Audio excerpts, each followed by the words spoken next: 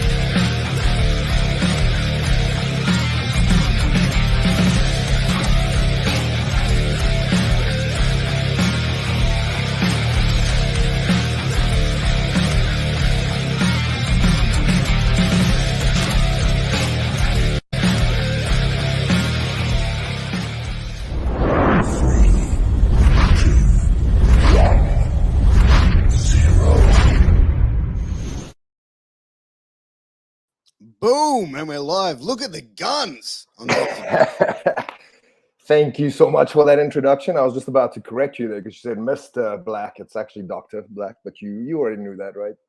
I did know that. I apologize for the mispronunciation, if you will. But thank you so much for joining me. I've been wanting to have you on for the longest time because, I've heard you. I originally heard your Colt Cabana podcast, and I was like, man, this guy sounds really cool. And once I started a podcast, you were one of the first names I wanted to talk to, honestly. Just because, like, your background like of where like you've grown up in Johannesburg in South Africa, and everything that you've experienced up until like WWE to current day. I just it fascinates me. And I think South Africa and Australia have always had like I'd like to say like a close bond due to the the international rugby, go the Wallabies. So I think that is probably always been a thing of our two nations being so close. But yourself growing up, like what was it actually like for you growing up, in South Africa? Because I know during like certain times, pardon me, the segregation that was happening in South Africa, like it was really wild and crazy. But what was your experiences like growing up? Yeah, so I grew up during the apartheid era, so that was really tough. It was really, I think I was 13 years old when Nelson Mandela became the president, and I never understood that whole apartheid era, right? I couldn't understand like why do you have to treat someone different if they look different? But I mean that's a whole other topic for another day. But yeah, so I kind of saw the transition of South Africa and South African wrestling, because back in the 80s, early 80s, not know this. South Africa was like an unofficial territory, like growing up, I saw Hogan come job to our champion. Actually, I saw Andre, I saw a bunch of guys like, they would just tour there and, like the territories back in the day, they would just stay there for 6, 7, 8 months, sometimes for a year. Fit Finley ended up staying for 2 years, I think. Same with Regal, a few of the other guys from up north. When I say North England, north of South Africa. But yeah, it was a very interesting time. My father was a promoter, so I grew up in the business. I started refereeing matches when I was like 12, 13. And, ever since I can remember, it's what I wanted to do. Everyone wanted me to take over my dad's company. He passed in 1999. He got shot, and everyone expected me to take it over, but I was only 18 at the time, and all I wanted to do was be a wrestler. So I packed my bags and I left South Africa, and I set out on this journey to try and get a WWE contract, and it took me, I think, 10 years, 7 or 8 years after that, I got signed, and yeah, here we are. That was what, almost a decade ago now. So there's a lot there to unravel, right? Like to start off, like, is it okay that we talk about your dad? Like, yeah, please do. Let's go. I yeah, mean, we'll probably shoot some documentaries on him in the near future. A lot of people have approached me on that topic because his life was just surreal. He was a professional athlete. He started off as a lawyer, but he didn't want to wear suits, so he was always good in sports. He had Springbok colors in 7 or 8 different sports. He was just a fantastic athlete, a great storyteller. So wrestling was he was an amateur wrestler. And 1981, I think South Africa couldn't go to the Olympic Games because of the apartheid beat. And he was number 1 in the world at the time. And the Russian that won a gold medal, he beat him. But I mean, he couldn't go to the Olympic Games, so he never went to the Olympic Games. And he used that to fuel his pro wrestling career. and like your dad was a badass, right? Like he like, I mean, like I feel like a lot of the amateur style wrestlers that come into pro wrestling, they have this sort of like certain style of toughness about them, that grittiness. Like, I mean, like he trained you as well. Like was he very disciplined as well? Like as he was training you, like was his plan for you to go on and be like WWE champion? And so his plan was to send me for like a year or two, send me to Japan for a year or two, and then Mexico, and then learn all these styles. Because like in Japan we have strong style. In the UK you have like the British style. What do you call that? Like the chain wrestling or whatever. And Mexico, it's the lucha libre. So the plan was for me to learn all those styles, and then I mean kind of work the world circuit, get famous, and then go back, and then we build the company. And unfortunately, things didn't turn out that way. When he passed away, I didn't have any of those contacts. So I tried to get into Japan for years, and I couldn't do that. I tried to go to Germany, I couldn't do that. I ended up going to England for a while because I went to school there. Long story, but yeah, I kind of when he passed, I didn't want anything to do with wrestling for a while. I kind of missed the whole chunk. Like when Vince bought WCW, I missed that whole chunk because I wasn't watching. I didn't want anything to do with it. And I remember being in England and walking down the street, and I heard bumping, and I was like, that sounds like wrestling. And I walked in, and AJ Styles was wrestling Johnny Storm, and I just went to wrestling school immediately. And it wasn't like riding a bike. It's not like you remember how to bump and hit the ropes and stuff like that. And yeah, that's the rest is history, I guess. I told AJ that story once, and he was I don't know if he believed me actually. So, like, your dad, like, when he passed, like, you witnessed what happened, right? Yeah, it's a weird story. I don't know how much I can tell or should tell. I don't know. Whatever you're comfortable with. Whatever you're comfortable with. Yeah, he got shot in the head. It's trying to save a lady. I mean, he was notorious for doing stuff like that, right? Like if you can find some old newspaper clippings, because this was before social media and the internet, that you can try Google him. You don't find a lot of stuff of him, but like he was always in the newspaper, like saving a lady, or like being carjacked but beat up like the 3 or 4 guys, and then they try to lock him up because he almost killed the one guy and like stuff like that. He had a shoulder, and he had scars everywhere here, like bullet wounds, but he never talked about it. I did ask my mom about some of that stuff, and she was just like all weirded out. She told me about once when they were somewhere and they got attacked and this guy stabbed him and he like almost killed the guy. But that's Jeez. I don't know, man. he's a strange fella, like he never gave me any hidings or anything that when I was a kid, because it was still allowed back then. He would always just grab me like on a pressure point and my whole body would go numb. We had 2 wrestling rings in our backyard, so instead of like teaching me a lesson, I would meet him downstairs in the ring, and it'd be like like Stu Hart, I guess, would stretch his students. That's what happened to me. I got stretched a lot, like I was a cocky, arrogant little kid, and I got put in my place by my dad so often. But I feel like like your dad training you as well, like. I mean, like, I think as well, like, if you're a young kid and you break into like any sport and like there's not like your parental authority figure around, like you're gonna fuck around to a certain degree. But I think as well, like you coming in, you would have had to have an instant respect for the business. Like it's not like coming in like having any misconceptions, right? Like you would, what I mean, like that sort of shit would have been drummed out of you right away from the get go, right? Oh yeah, it's like it's almost I'm almost sad about that, because everyone has memories of being a kid and still when wrestling was real to you, or like even like Santa Claus, like feeling, and then later in life you find out. I never had any of that, like from the get go. My dad was like, "Listen, life is a work, like fuck Santa, like this is how the government works." Like I was just like, "Whoa, is this?" What? He was kind of training me, but like indirectly. It's not like he would be like, "Yo, Tuesday night we're gonna train this," or like we're gonna hit the gym. He never like worked out or anything like that. He was incredibly intelligent. He knew all the pressure points on the body. When he died, we found a bunch of stuff that I probably shouldn't mention on online. And, like I was like, who is this guy? Was he like CIA? Was he like, I don't know, like a normal person shouldn't know these and have these things that he did.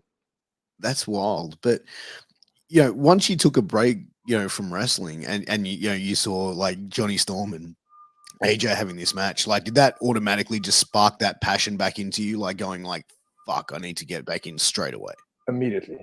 I think I tried to find the wrestling school the next day. That was a Saturday night. The Sunday I went to the school and I was like, "Yo, I'm a pro wrestler." And they were like, "Who are you?" And I'm like, "I'm PJ Black. I've been wrestling for 3 years, but I took a year break." And they're like, "Okay, cool. Show me what you can do." And I kind of like showed what I could do. And the coach at the time, Mark Sloan, he hated me. He chased me away every week, but I just kept coming back. And he was like, "Look, at least I appreciate the tenacity or that, whatever it is." And yeah, I spent 5 years in England. They kicked me out eventually. I went back to South Africa because the company there had a TV deal. And I was like, okay, I'm going to give myself 3 years and just trying to get a wrestling contract somewhere, right? And I spent every day, I got a job in the gym, worked in the gym, studied tape, just worked on stuff, on character stuff, moves, all kinds of stuff, and just worked at it. And then 3 years later, I got a contract. It took them another year to get my paperwork to move to the US, but I did it, and now I'm here, and I'm still here. Like when you actually got like the contract with WWE, like how many tryouts had you had before then? Like, was that like first tryout you got selected, or had you had a couple of tryouts before then? So right before social media, right? We still had right after VHS tapes. There was the MIDI discs. I don't know if you remember that, or Yeah, DVDs, right? And I printed my what I thought was a good match and a promo and stuff that I thought like a wrestling CD. Like I would send it to every single person I could find in Connecticut. You know, I send a copy to Stephanie, to Hunter, to Vince, to like everyone's name I could find online. Like these days it's easy because you can just go on WWE Corp, right, and find them. But back in the day, to like call in favors of people I know and blah blah blah. Long story short, they all sent that footage or those CDs of mine to one person. That person was Steve Kern. So they eventually invited me for the tryout in Florida, and I remember getting to Steve Kern's office, and he had a whole box of my DVDs there, and he's like, "I know who you are. You're the guy from the jungle." Because one of my photos, I was standing in front of a tree. It was a palm tree, but they all thought I was the guy in the jungle because I stood in front of the tree. But yeah, after that it was pretty easy. I remember being in the room, and it was Dusty Rhodes, Steve Kern, Norman Smiley. Who else was like some of the trainers there. Anyway, they were watching this match, and it was a match and a promo, and I thought the match was fantastic. I thought the promo was like okay, right? But they all loved the promo for some reason, and then because they all looked at each other, and Dusty was like, well, at least he can entertain. We're gonna have to teach him how to work. But no shit. Yeah, so like from the first day, everyone just loved me. You know, like I looked completely different. I sounded different. One there, no other South African has ever made it, which is funny because my mom told me that. I was like, I'm gonna be a wrestler one day. She's like, but nobody from South Africa has ever made it. And I was like, well, exactly, I'm gonna be the first. You know, like a lot of people don't think that way. I mean, I think that's where my thinking is a little bit different, and I try to teach kids that these days. You know, don't listen to anybody, like especially not your parents. I mean, listen to your parents, but if they don't know what you want to do, they don't know who you are inside. Like follow your passions, follow your dreams. That's the only thing that's gonna make you happy in this life, I found. Yeah, no, I completely agree, and that's a great mindset to have, because that's one of the things I wanted to sort of touch on as well, because you know, being from Australia, like you and I, we're about the same age. When I was young, coming up as a teenager, there was no Australian WWE, WCW superstars, right?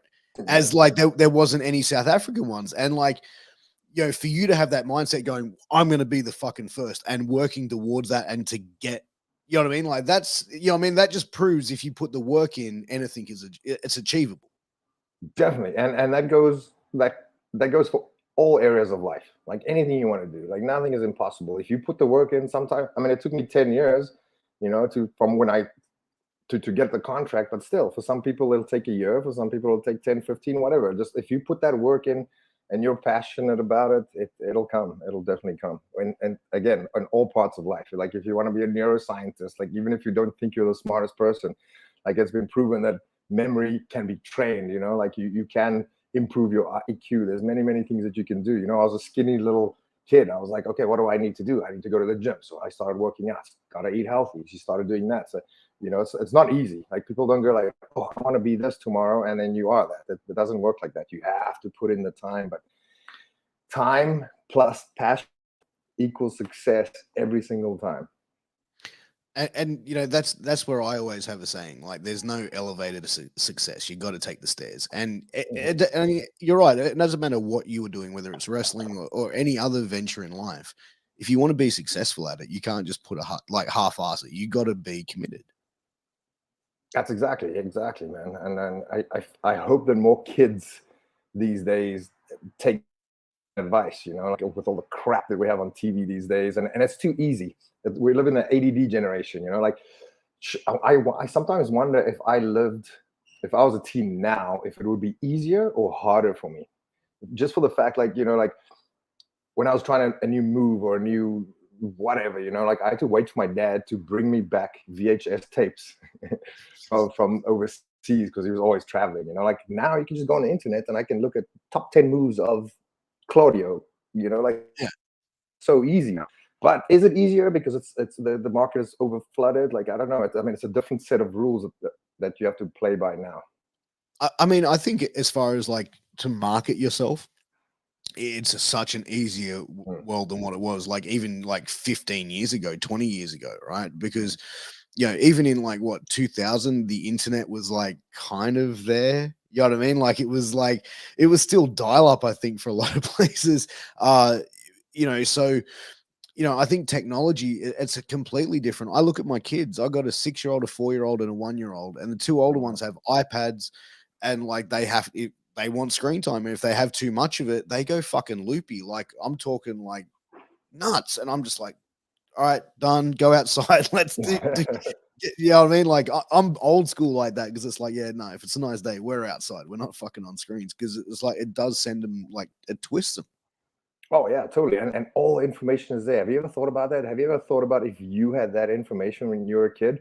I mean, where do you draw the line? Like where being a parent, like, the birds and the bees, those conversations, I don't feel like parents have that anymore. Or do they? I don't know. I'm not a parent, right? But like, as a kid, I remember those dread, and I'm like, I already know this stuff, right? But like now kids know it at an earlier age because they can just go on the iPad. I know you can put locks on there and parental Yeah. guidance and whatever, but it's so easy for them.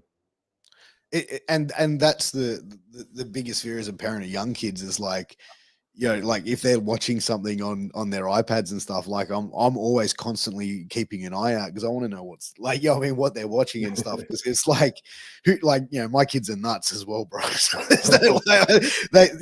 they'll be playing like death metal or like, my 4-year-old will be watching, classic wrestling from the 80s at some stage. So. That's kind of cool though. But I wish I could. I wish there was more sites like that, like classic wrestling. Like I found some sites with like some when they still had black and white TV with like, because Dr. Tom used to say this: what's old is new, and what's new is old. Like nothing in wrestling is new or like innovative, or like everything's recycled and borrowed from somewhere else. Like I think one of the few things that I know of was like the Nexus storyline and like maybe the NWA storyline and NWO, sorry, and stuff like that. But everything else in wrestling is just recycled. What's old is new, and what's new is old. Dr. Tom used to say that every single day. It's been imprinted in my memory forever.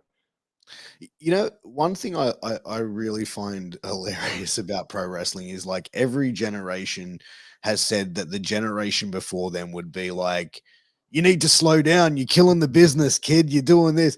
And it's funny because it's like I heard like someone say Ricky Steamboat gave them that information. I'm like, really? You don't think people were like going up to him back in the day? Like, and it was the same thing because you hear stories from like Flair and all these guys saying the same shit, but it's like, do you think once you get to a certain point in the business, you just go, I get what they mean now. I Yes. get exactly what they're saying. Definitely. And once I realized that, I was like, damn, am I getting old? Am I getting to that? Am I being that guy now that's telling the younger kids to do stuff? So I kind of like just stay away, but I try to prove it to them what I mean, like in the ring, like physically, like slowing down, not necessarily. If you tell a young kid to slow down, he thinks there's something completely different to what we mean, right? You Yeah. can get so much more. We're storytellers at the end of the day, right? My dad used to call it a stuntman's ballet, and that's what it is, right? Like I've done a lot of Hollywood stuff, and you do like take after take after take, and it's so boring and it's so easy, right? Wrestling, we have one take in front of a live audience, basically, if you think about it, right? And that's what makes it fun for me. But like the slowing down is not so much like slowing down your pace or your character or your work or anything. It's kind of like just letting um, how can I put this into words? It's more like soaking up those little moments, because sometimes in the match something happens, whether you planned it or you didn't plan it. A lot of this stuff is organic, right? And the people are really into on to the next thing or whatever. That's what slowing down means. It's just like taking that, let it digest, let the people. I think about it like this way: if I'm a little kid and I'm sitting in the front row and I see a really cool spot, move, character, whatever it is, and I see it, and I'll go to my dad and be like, "Yo, did you see that?" And then look back. So if you do that and you're already going to the next sequence, you've lost them, kind of. Not really, but you know what I mean, right? It's a show. You want to let those little moments sink in, and nobody teaches that. Like that old school wrestling way is completely gone. Is how to like do stuff on the fly and how to notice and recognize those little moments and use it and play it up. Like people just they have their whole match structured and they just want to get from A to B to C, let the bell ring, and then go take their photos. And there's nothing wrong with that. I hate sounding like that old guy that's like slow down or do it this way. I love the way it's evolved into. I love it, and what makes you a good wrestler is how quickly you adapt to the new style, to the new people, to the new whatever, you know. But you can still bring in elements because what's old is new and what's new is old. Exactly. And that's the thing. It's like you can make something old, like you can take something old and make it new and fresh. You can put twists to certain things. And that's what's cool about pro wrestling is because like if you look at pro wrestling over say like 40 years, right? You see the evolvement over it for almost each like I want to say like every 10, 15 years there's almost like a slight evolvement of pro wrestling, right? Would you agree? Yes, and you can actually measure those waves, those waves of change, if you will. 'Cause, like look back now, like I don't even know what now I call it era, but before that it was like the reality era where everyone had like real names, right? Like Justin Yeah. Gabriel, you know, like Yeah. before that we had the Attitude Era. Before that, you know, like the WWE Superstars era. Like you can measure the eras like that, and I definitely agree. So it evolves, and you'll see the wrestlers too. Like some people can get away with just being the same person, like Rey Mysterio. I mean, he's fantastic till this day, you know. Like, Yeah. but other guys like me, I gotta adapt. I gotta like change it up a little bit, change the move set, change the character. You kind of just adapt and kind of go with it, you know. But you know, guys like John Morrison too. Like he looks exactly the same. He never ages. He just Yeah. looks the same. But like I mentioned, like you mentioned of like evolving the look and adding moves and so forth. Like same with Chris Jericho, right? I compare Chris Jericho to the Dave Grohl of professional wrestling because he's been cool for 30 fucking years and like undeniable, right? So, Yeah, perfect example. That's a perfect example.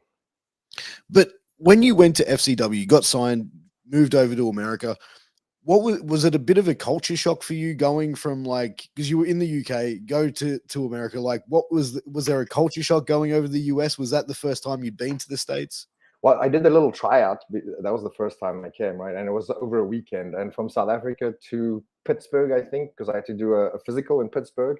So I was working at the gym at the time. So Friday night I flew, landed at like it took me like 24 hours the whole travel day, and I didn't have any luggage or anything, right? I just had like a little backpack, an overnight bag, because I was just gonna go do the physical, do the tryout, and then leave. And you know, customs pulled me into the corner. I was like, why are you not traveling with any bags and blah blah blah. Yes, it was a very interesting experience. But then it took them a year to get my papers, and a year later I moved. It was fantastic, man, because I didn't have any worries in the world. You know, it was always in a new place, a new country. I didn't have bills to pay. I didn't have a mortgage or a car or anything like that. I got paid to just wrestle every day and go to the gym. That was fantastic. It was probably the best 10 months of my life. And like in FCW, like I think like there was so much talent that really came through there. Like what did you guys go in there? Did you guys like feel like okay, like we are gonna work the hardest that we possibly can to like blow like FCW up, or was it like we're gonna just show these guys in WWE that we're ready to go now? See, I didn't even think of any of that stuff. So when I got there, there were people that have been there before. It was FCW, it was Deep South, and before that it was OVW, right? There were Yeah, people that's been there for like that system, like for like 8, 10, 11 years. And I was just like, and they were just like, I have to get to TV, I have to get to TV. I was like, I didn't care. I was like, I'm getting paid right now. I'm wrestling. Like, who cares? Like, everyone just wanted to get to the TV. And I think maybe that's why it went so quickly for me. Because I mean, maybe I would have felt differently if I spent there years and years. But like, you know, it was only 10 months. And the next thing I knew, we were doing the NXT season 1. But yeah, I had the time of my life, man. I just trying to have good matches. I remember getting to FCW too, and everyone's like, "Who's this kid?" You know, like I just looked like another cookie cutter, good looking kid. You know, and I remember like having to work really, really hard. Like in FCW, for example, when you get there, like you know, you pay your dues. You set up the ring, do the post ring. That's how I'd work back in the day. And you kind of work your way up to onto the show. And my yeah, first day there, it was me and Low Key. And you know, the first day there, the coaches don't know who you are, what you do, right? So you cut a promo for them and you do a little match so they know what you're about. So me and Loki, our first day was like the same day. So Steve Kerr was like, "Yeah, those two new kids, just put them in the ring, put them in the ring. Let's see what you do." And I remember I was like, Loki's style. Obviously, he's strong Yeah, style. He's tough. But I don't. I love that. I grew up on that stuff. So when he would give it to me, I would just give it to him back. Like safe but snug, but strong style. And I would call a couple of spots. We just you just kind of freestyle in there. And I remember getting out, and Dusty Rhodes was the head booker at that time, but Steve obviously was the owner of FCW. He's like, hey, bump whoever's the main event this weekend and put these two kids on. So I kind of just started off with a bang. wow. And you mentioned NXT season 1. Like originally, how was that pitched to you guys? Was the idea of NXT to evolve into being another like brand or like developmental program, like, or was it always going to be like, was the main thing always going to be a reality show? Like, how did it sort of get proposed to you guys? Great question. So about a month before, I don't know the timeline exactly, but it was pitched to us that WWE was going to do this reality show. All right. I think Fighter was back then. Remember how they all lived in the house and then they all competed? So that was the pitch. We were going to copy that exactly. And they were looking for a house, but they already got the 10 guys or how many ever we were, 12, whatever. They got that list. And I was like, oh, cool, I made the list. Cool. And so we were waiting for the house and we were waiting for like travel and we were just waiting around. And then next thing you know, they're like, oh, yeah, by the way, we couldn't organize any of that stuff, but we're just going to have like a little wrestling show. No script, no nothing. You guys are just going to go out there. If we stick a one hand, cut a if we tell you to go do a 10-minute match, you go do it. And we were just like, what the hell's going on? Like, that's why it was so chaotic and people didn't know what was going on sometimes. And the promos were terrible and some of the matches didn't flow. I think that's why they heavily scripted season 2 and 3. But yeah, I was actually looking forward to that because I was like, oh, that's cool. Like, I'll get paid extra to live in a house, be on camera, do whatever it is you do. Because I was watching The Ultimate Fighter back then and it was such a cool concept. Yeah, no, it's interesting because like that concept when I saw it, like I really enjoyed it. Like, because like even the dynamic is like you had your pros and you had your rookies, and it's interesting because it's like when you have yourself who's been in the business like at that stage for what, like 10, 15 years, right? So like to call you a rookie, like it seems like a little bit of a backhanded statement, right? And even like I think you guys had a few guys in there that have been around for a long time, like Daniel Bryan. Like, you wouldn't call him a rookie at that stage. So but how did the pairing with Matt Hardy? Was there any particular like reasoning behind the pairings with the pros and the rookies? I have no idea. I don't think there was. I just remember looking at the list and I was like, oh man, I hope I get that guy. I hope I get that guy. My least guy was like Matt. And then the next day I heard I get Matt. But it was so cool because I was always a fan of the Hardys and stuff like that. It was, yeah, I'm trying to think back like of everything happened so quick, because we're doing shows on the West Coast and East Coast. So because of the time slot, a lot of the shows had to be live. So a lot of the shows, I don't know, if you go back and watch it now, you'd be like, wow, this is actually a train wreck, but it was a fun show. It was a fun experience. And we got treated like rookies too. I think that was the only like storyline part was like, we got treated like rookies. Like we had to dress in like a broom closet one day. And like, we just got treated like rookies. And, but it's funny too, because we all were supposed to go to FCW and still train, but as a group, when we started doing the Nexus stuff, I think we all just went in there and be like, yo, we're done here. See ya. Pardon me. Did you find like, the backstage environment when like you guys were coming in, like the guy or the people on the roster, were they looking at you guys like, oh, this is just another version of Tough Enough? Do you think? Oh yeah. But there was like, you could feel a little bit resentment, and because the first show we went to, we all got flown first class, and then the whole crew sat in the back, and they kind of just looked at us and like, who are these kids? Like, we've never seen them. Like, I mean, like, I'm talking about like the crew guys, like the camera guys in the backstage. Never. There might have been a couple of wrestlers on there. That was the one and only flight they flew us first class. It was hilarious, but that's where everything started. Like we'd like started. Like we call it heat in wrestling. You can just the heat. People look at you and like, who are these guys? But then afterwards, it turned out really well. A lot of those backstage guys have been there for like 30, like 25 years, right? So they've seen guys come and go and everything. And usually they just sleep during the show because they've seen it all. And I remember when we did the NXT and the Nexus stuff, they were like, wow, like this is actually really unique. And they all like stayed awake to watch the shows. And like then we started interacting with them and got to know them. And it's crazy how things changed Oh, so quickly. absolutely. So, you mentioned like the Nexus and making the debut. And to me, that was like one of the most intense like moments after NXT, after the first season of NXT, when you guys came out, like just destroyed the set. Like, uh, and it was just something like, it was almost like that uncomfortable silence in the crowd. You know what I mean? Like, it was something so unique. What did they tell you guys? But like, what were they proposing? Was there a big plan going forward, or was it just like, hey, we got this idea, we're going to put you together, call you the Nexus, and see if you guys can get over? But like, what was the proposal to you guys? What were you guys told? So usually it's like a whole team effort, right? But that was Vince's baby. He pulled us into the office. Like no writers were allowed, no producers, no agents. It was just his thing, and he was like, "This is what you guys are gonna do." Right after NXT doesn't ended, right? I think there was like a week gap or something like that, and we all kind of went back to Tampa, and we're like, "What's gonna happen now? Are we fired? Are we gonna go to the main roster? What's gonna happen?" Then we get the flight details, and they were like, "Just be in Miami." It was a quick little flight from Tampa, and Vince pulled us into the office, and that was the plan he laid out. And we were like looking at him, we're like, "Are you sure?" So like usually you can reference something, you can go watch an old storyline or watch something old, to make it new. And there was nothing to reference, and he kind of like told us exactly to do that stuff, and we're like, "Are you sure, man?" And he just like kind of looked at us like, "Just fucking do it," like. And we're like, "Okay."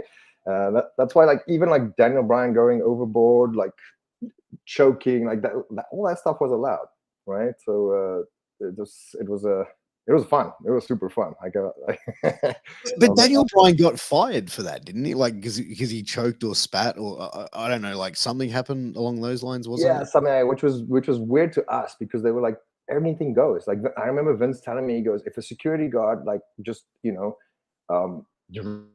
for whatever, I'll pay for it. Like just break the ring, I'll pay for it. Like break whatever you want." And we were like, "All right, like cool." Like I was looking for like those garden scissors. I was gonna chop the ropes off, but we didn't have that. Like I remember it was nuts. And when he got fired, we were like, but you told us to do whatever we wanted. So that was kind of like a weird thing. But then obviously we saw what happened after that. I was like, it's part of the storyline. Because it was, yeah, well, because that was the thing. It was like, you guys coming in, and like, once you guys made your debut, like, were you then accepted backstage? Were the guys sort of like, okay, now you're part of the regular crew, you're us, or was it still a little bit of hesitation on their behalf? No, it was kind of like, it was a little mixed. We kind of just went into the locker room and like we had to just blend in, mix in, like we've been there forever. And I feel like a lot of people not hated us, but they were like, "Why are these kids getting pushed?" And when we're not. But it's like that always in wrestling, right? When someone new comes in, you always like think, "But I can fill that spot," or whatever it is. So, but we were just given orders, we were given instructions direct from the big boss, and we did them. Mm. What was your overall like feeling of like the backstage environment in WWE? Because like, I think like we see a lot of what comes out on dirt sheets and stuff like that, but I'm of the belief, if you've never been there, you've never experienced it, you don't know exactly what it's like. From your experience, what was that backstage environment like during I the liked it time? a lot. I liked it a lot. I mean, we had catering. You can literally eat anything you want. Like if you felt like a cheesecake, there was cheesecake. If you felt like a chicken breast, there was that. Like we had food. If you wanted to go take photos, there were gear ladies get new gear, get stuff fixed. All these agents and producers running around. You can pick their brains. You have guys coming in like Steamboat, and you have guys running around like Fit Finley and all these guys, and I would just pick their brain, and it was fantastic. I love the backstage stuff. Like it's great if you're doing something, if you're part of the show. It can get really boring if you're not doing anything, because you still have to like hang around. I think they've changed that recently, but I think everyone has a different experience. I think every guy that you ask will have a completely different experience, but I loved it. It was great. It was kind of like like we had to get there. There was what do you call it, like a set time, like what do you call it, a call time that we had to be there, and everything else up, just like it was just fun, right? And then you would get to work and it'd be super fun, but then TV, you'd switch up when the red light comes on, you'd kind of turn into serious mode or whatever, and then show's finished, you travel to the next city. It's like a traveling circus for 5 years. But I feel like it would be such like a cool like experience to have that as a, you know, as a career, because it's like you're doing what you love, you know, for one of the biggest companies, and it's like I feel some of the stories that you hear come out about like the politics and the drama in wrestling, it's like, and I think it's anything as soon as there's money involved at high levels, that's where the drama and stuff comes in. But it must be like so hard, and like for some people that have been in it for so long to then hold that bitterness. Like I don't know. Like, did you see many of the guys there? Was Oh there yeah, any you experienced? so many guys, and you know, towards the end, the reason I quit, I also felt that, you know, but I looking back, I should have like handled that differently. But I mean, it's fine. People go through stages too, right? You kind of like get bored of what you're doing. Like even if you have a normal job, right? Like you get days where you're like, oh, I don't feel like doing that. I want to go do that. You know, it becomes like just a job. Like, but like anything, it's just how you respond, how you handle those things. And I've seen a lot of guys go down the wrong path and get hooked on drugs, or you know, like the stories you normally hear. But it's what you make of it. Then you get a guy like the Miz, who can just transmute anything into a storyline or just character-driven happiness or whatever. It really just depends on man. And that's what's cool too, because there's so many different unique personalities. Because WWE is a global brand. You know, I was a South African guy. I was traveling with Heath Slater from freaking West Virginia, Wade Barrett from England, Drew McIntyre from Scotland. You know, it was such a cool little melting pot of unique people, unique individuals. It was surreal. It was completely a different life if you think about it. It's like a traveling circus on steroids.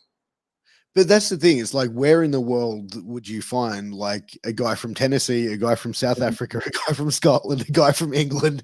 You know what I mean? Like, you know, maybe a Canadian in there or something like that. But it's like it just sounds like a motley bunch of like just interesting to be in that situation, because it's like, where would you find that group of people anywhere in the world but wrestling, right?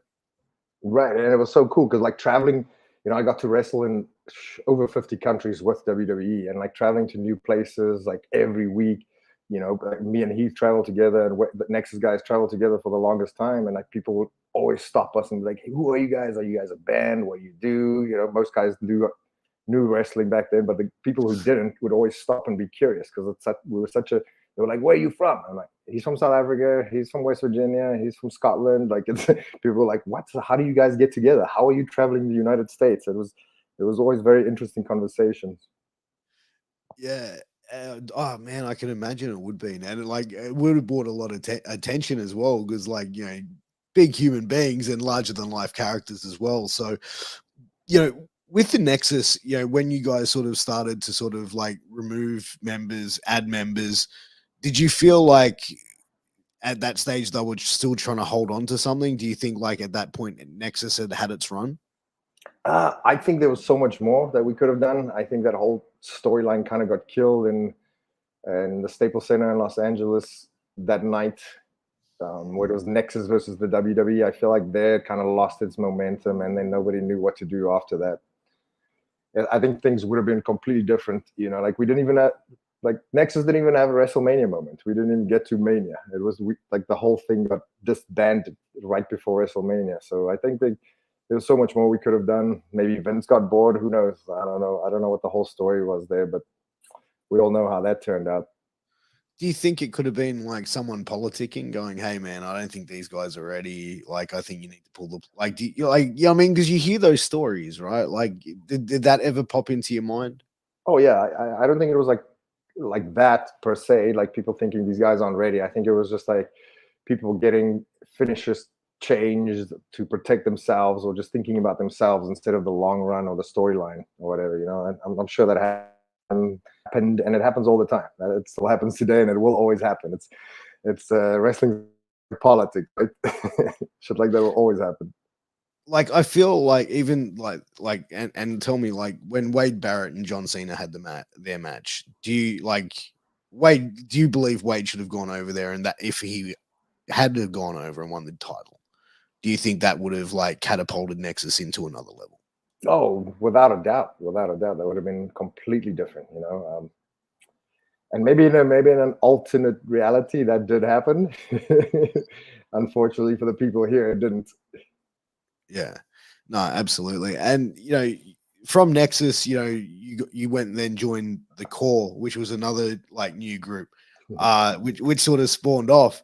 What was the sort of like thinking behind that group? Was that to keep, like, was it a sort of transitional time for you guys to work out what they wanted to do with you guys individually, or was it like, no, this is another stable, we want you guys to go balls to the wall with this as well?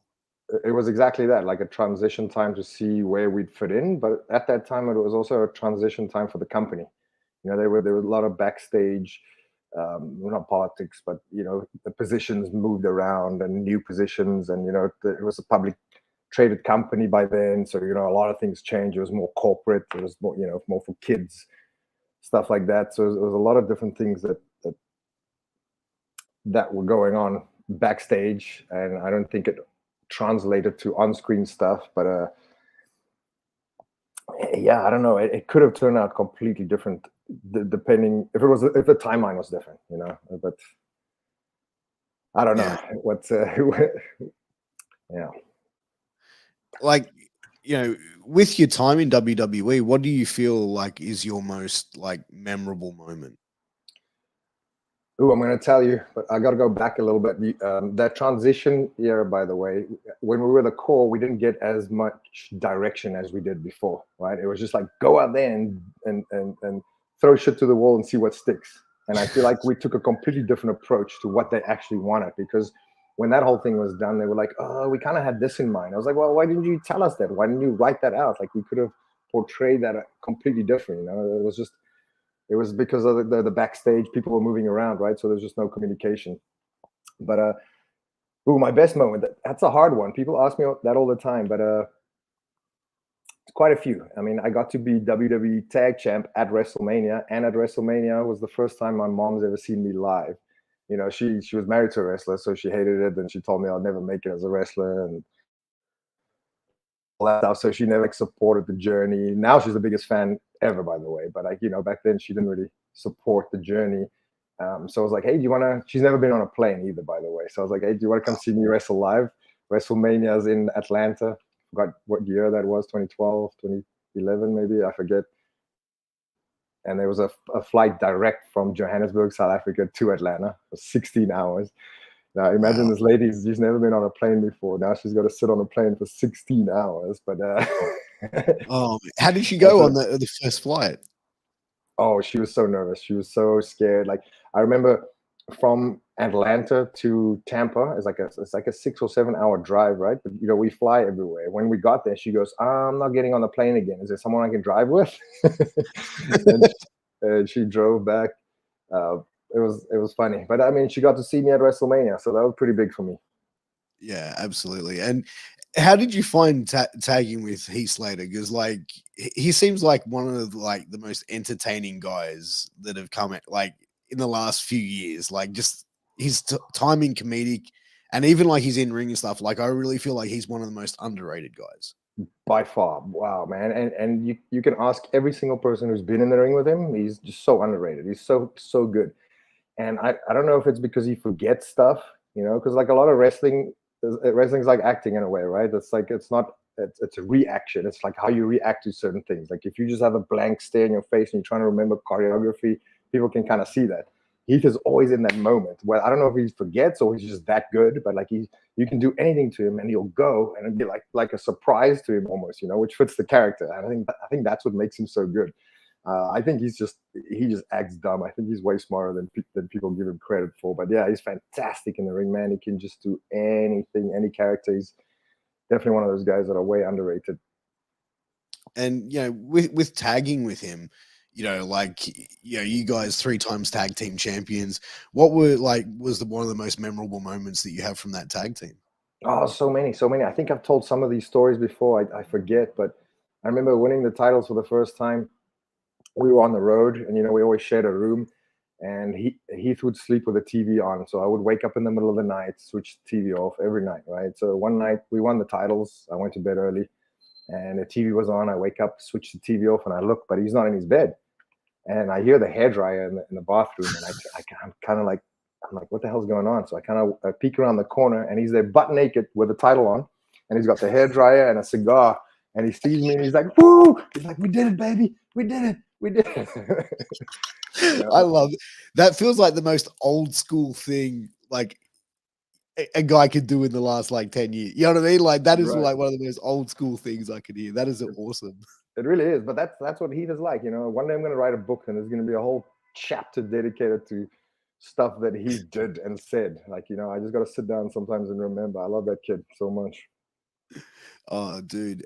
And like that's the thing. I really enjoyed the tag team and the dynamic of it, because it's like it's too like, because you both your styles were so different and unique, but they mesh so well together as a team. Like, and also the chemistry that you guys had together. Like, is that something that you guys realized like early on? Like, like we've got something here. Well, so in FCW, we were actually feuding. Like, I think I actually won the title from him in an Iron Man match. It was, I think, one of the first, well, one of the few Iron Man matches. It was like a 30-minute Iron Man match, and I remember they flew in Howard Fink for this match. They flew me Oh, to Connecticut to take pictures with a title. It was a pretty big deal, Like, I got that massive banner. It was like a 20-foot banner in the arena. It was the first time they'd ever done that. So like they knew we had chemistry. They never knew that we had chemistry together, but both of us, I'm like that guy. I can just have a good match with anyone, right? Like, I can just kind of like adapt to anyone's style. And Heath is like that too, but he in a different way. Like, he can just go in there and be good with anybody. He can tag with anybody. He can wrestle anybody. He can just do everything. He can just do everything. So I feel like I don't even think that was the plan. It kind of just happened, and Vince likes stuff like that. Heck, he goes through phases. Like, he doesn't like guys that match, like, which is funny because like the Rockers that era, everyone was matching. He liked tag teams that were like polar opposites. So when he saw me and Heath, he was like, "Okay, yeah, put those guys together." And it was like, cool, because we can just both adapt to any style and just sure, if you want us to be a tag team, let's go. did they ever have any like long-term plans for you guys? Not that I know of. I don't think so. I mean, we pitched a lot of stuff. It never came to fruition. At that time, the system was so weird, right? Because you had to pay, and then you have to go. It has to go up the ladder, get to Vince, and then come down. Unless you speak to Vince himself, but he had so much on his plate because there was just so many storylines happening, and he had people pulling him in directions to do other stuff. Because I mean, he also runs a $1 billion company. He's not only just a promoter. Ton of stuff to do. So it's like he's always busy. So you got to talk to this guy, and then this guy's got to talk to this guy who's got to relay it to him. And then eventually we're just like, whatever they tell us to do, we'll just go do it. Yeah. Like, was it true the stories of like people would like wrestlers would be waiting like 14 hours sitting there waiting to talk to Vince? Probably. I wouldn't be surprised. I don't know too many of those. I remember me sitting out his office for like maybe like 15, 20 minutes trying to talk to him, but I had my laptop with me, so I don't know. Time kind of just went by quickly because I wanted to show him a video on my laptop. But yeah, I'm sure. But he also, yeah, it's a. I'm sure, like just like the wrestling phases, he has phases too, right? Where he has an open door policy, and then he's like, no, just leave me alone for a while, and it just depends how long that lasts. I think like when you operate like he has for as long as possible, like and not being burnt out, like Mhm. he's fucking superhuman, right? So He is. yeah, with recent news of his retirement, like was that something that you were surprised at, like him stepping away? Oh, totally. I legit thought he was gonna die in that chair because I'm a pro poker player, so I can read people, right? I feel like he never really wanted to give it to his kids or give it away or even sell it. I think he wanted to die in that chair. And the last few years, I kind of had the feeling he wanted to sell it, like because I had all these companies. I have friends in high places who tell me things that I'm not supposed to know, and like there were some bids and this and that going around, and maybe he was getting ready to step down. Who knows? That's why all the stuff happening now. Sometimes I think it's a storyline because I'm like, But who knows? With him, who knows? I mean, he's a complete character on his own. Well, that's the thing. Like, I think with pro wrestling, when anything like breaks, like the first like reaction from most fans is like, is this a work? Mm-hmm. Like, is this like a storyline and stuff like that? And it's crazy, like, because he's an OG, man. Like, he basically made the wrestling business what it is. So Totally. whatever 100%. it is, man, you got to respect it. Right, self-made billionaire. Like, how can you hate on that? Like, he bought the company, he was in debt, and he turned the company into $1 billion company with nobody's help. Like that's I think that's amazing. You have to give credit where credit's due. Oh, 100%. And that's the true meaning of backing yourself and betting all on black. No pun intended. Always bet on black, baby. That's it. But it is that time of the show. The guess the Aussie slang. We have told Dr. PJ Black about this. I feel like this show, this hour has almost gone by so fast, and it's like it's been good conversation where you just look up at the time and an hour's just gone and felt like 5 minutes. There's a lot more I want to get into, and I hope we can do a part 2 down the line if possible. But Definitely. We are going to get into guess the Aussie slang. Now, first off, have you been to Australia? I know you've traveled the world. Yes, I've been to Australia many times with WWE and other independent companies. Okay.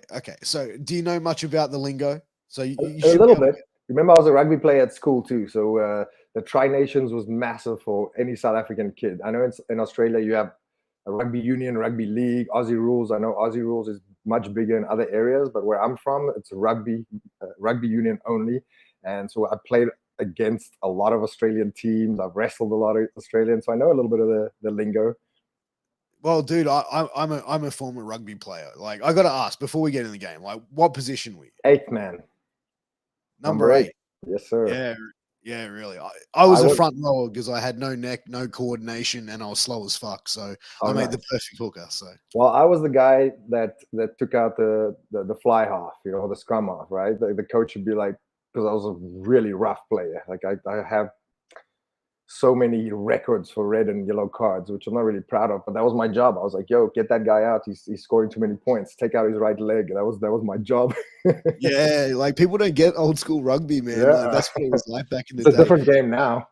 100%. Well, you know what? I'm going to make Aussie slang a little bit difficult. So I'm going to try and find some really hard ones for you, okay? All right. So I'll use a word, I'll put it in a sentence, or I'll give you a phrase. So the first one is a word, okay? So this is the word pash. Pash. And pash. P-A-S-H. Pash. Jeez, mate.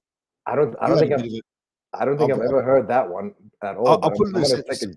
Okay. I'll put it in a sentence for you. Jeez, mate. I saw you have a bit of a pash on the dance floor. I'm gonna guess it's some kind of like boogie or breakdown.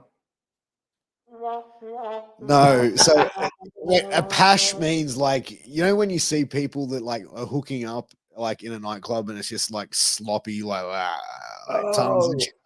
That's like, it's like a kiss, but like if you call a drunken pash is like those sloppy people that you see hooking up in a club. Right. I think the Brits call it a snog or something like that, right?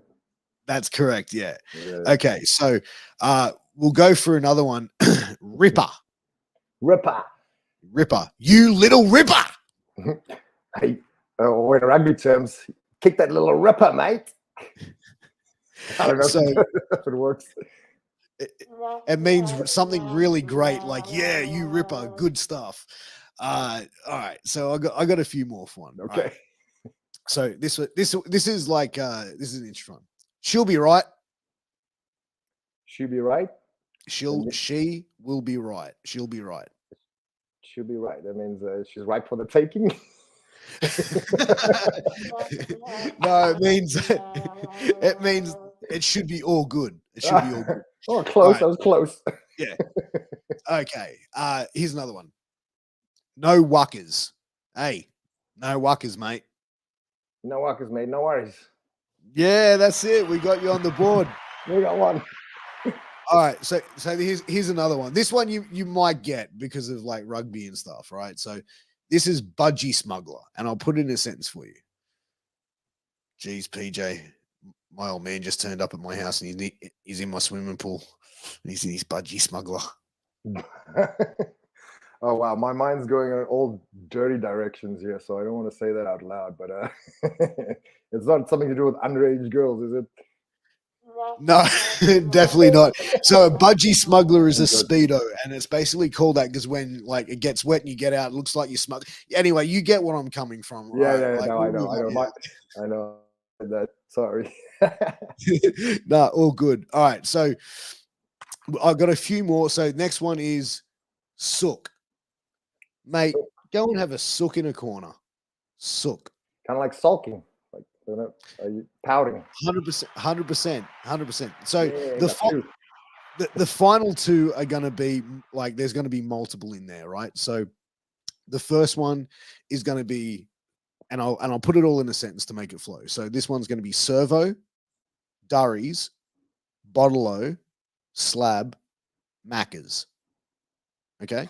So I'll say this sentence and you have to tell me what I'm saying to you. Hey, PJ, before you head over to my joint, can you swing past the servo, pick up a packet of durries, then go to the bottle-o, pick up a slab, and then maybe swing past Maccas?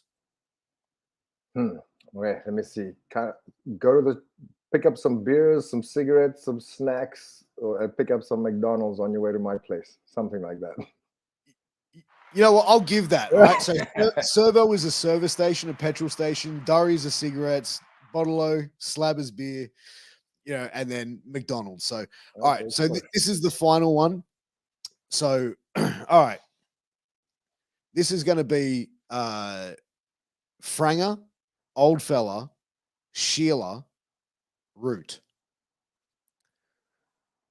Hey, PJ, have you got a spare Franger for me, Old Fella? I just picked up this Sheila and she's pretty keen for a Root. I mean, yes. Do you have condoms for the Sheila as a girl? I know that. Yeah. What was the last one? A Root? Root. A Root. A shag, I'm guessing. I mean, if you need a condom, you need that's what it's for, right?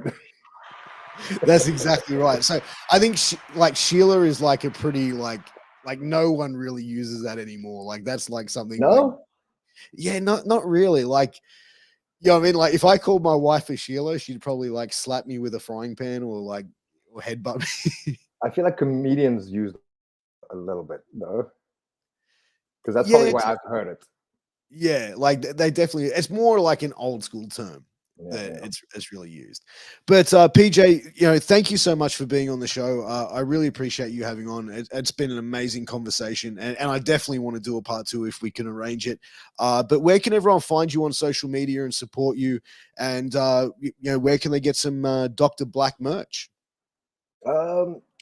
On Instagram, PJ450, pretty active on there. Haven't been recently, but I'm getting back into it right now. And then everything else is on pjblack.com.